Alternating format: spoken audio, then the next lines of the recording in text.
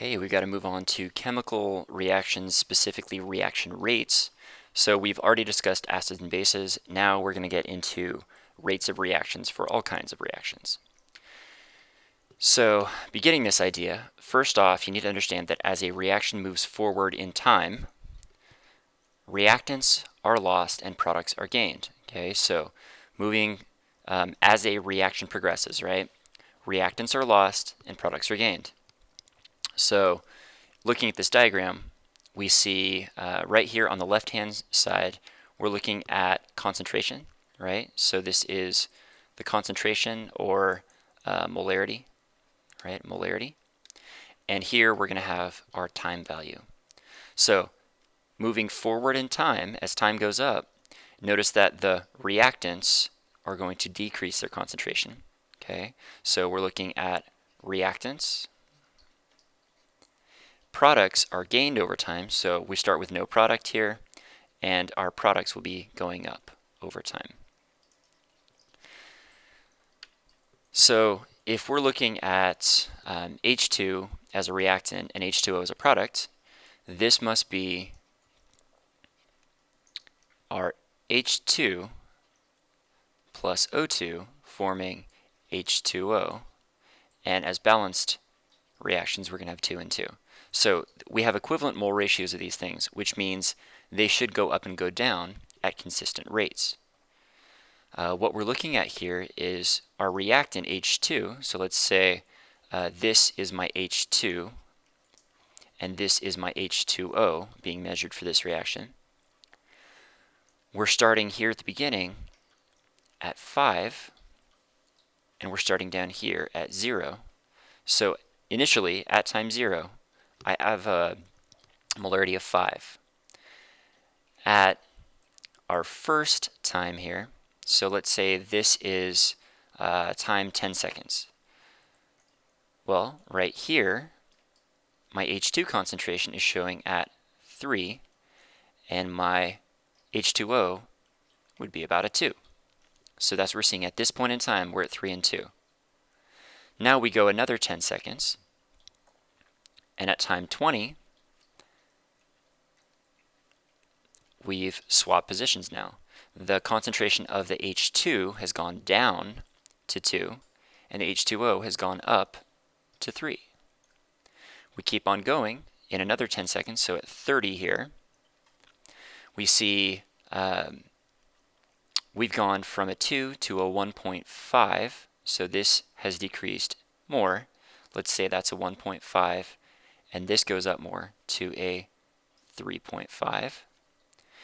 And then lastly, we go down to, at 40, we're going down to a 1.25 here, and we're going up to a 3.75 here.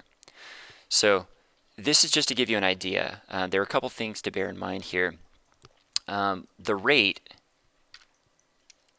is determined by dividing the concentration change by the time change. So from time 0 to time 10, if I want to know the rate that I lose H2 at, so this rate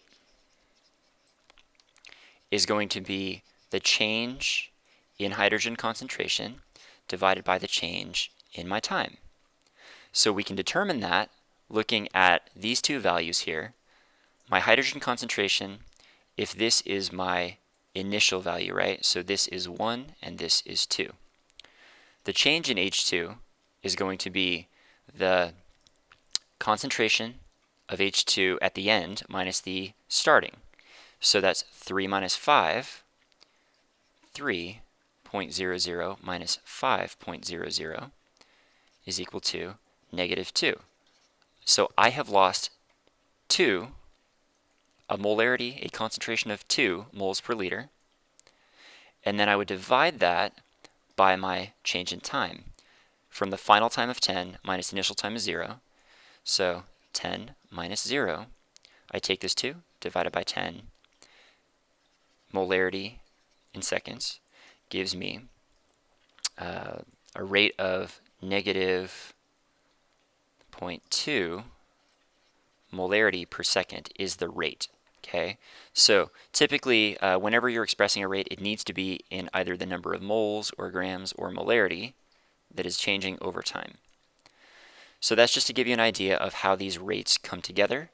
You aren't going to be expected to calculate rates when it comes to the CST. However, it's important to understand where these come from. The most important thing, though, is really understanding how to interpret a gain or loss. Remember that reactants are lost, so they have a negative rate. Products are gained, so they would have a positive rate. Now, the HCl concentration is reduced in a neutralization reaction. It must be A. So, concentration is reduced, which means it goes down. The ones that go down are our reactants. When hydrogen gas burns according to this reaction, describe the concentration changes for each molecule in the reaction. So, hydrogen is a reactant, oxygen is a reactant, water is a product. So the H2 concentration is going to go down, the O2 concentration is going to go down, and then the H2O concentration, because it's a product, must go up. Label the products and reactants on the following reaction diagram. Well, again, we know the concentration of reactants goes down, so these must be the reactants, and the concentration going up must be the product.